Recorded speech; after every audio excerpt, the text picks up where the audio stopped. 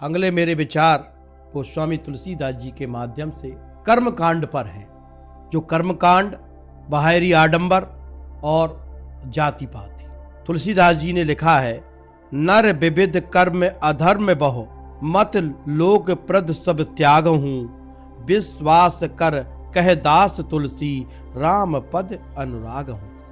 हे मनुष्यों, नाना प्रकार के कर्म कांड अधर्म हैं, वे विभिन्न मतों के झगड़े हैं तथा दुख देने वाले हैं। तुलसीदास जी कहते हैं कि इन सब को त्यागो और विश्वास करके प्रभु के चरणों में प्रेम करो और अपना मन प्रभु के चरणों में समर्पित कर लगाओ।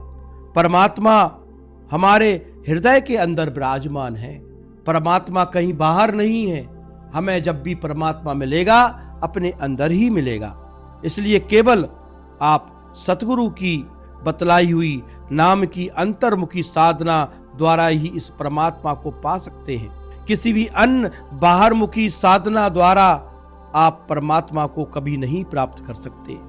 वेद पुराण आदि सदग्रंथों के होते हुए भी सतगुरु के बिना हम परमात्मा को प्राप्त नहीं कर सकते, हम उसके वास्तविक मर्म को नहीं समझ सकते। और जब तक हम परमात्मा के वास्तविक मर्म को नहीं समझेंगे तब तक हम परमात्मा के पास नहीं जा सकते।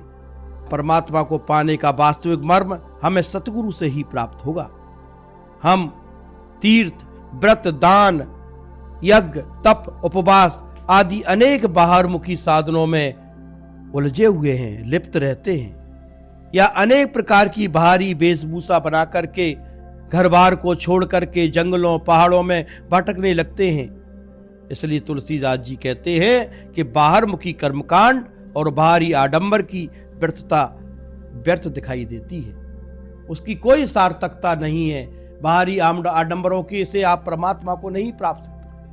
परमात्मा को प्राप्त करने के लिए आपको अंतर्मुखी होना पड़ेगा, आपको अपनी कथनी से ज्यादा करनी पर जोर देना पड़ेगा। आपको नाम जो आपके सतगुरु के द्वारा प्राप्त हुआ है उसको अंतर्मुख करना पड़ेगा। और उनकी बताई हुई उक्ति के अनुसार जब आप भजन सिमरन करेंगे और परमात्मा को याद करेंगे और उस युक्ति से आप उस परमात्मा को, उस परम तत्व को प्राप्त कर सकते हैं। यही उनका उद्देश्य है।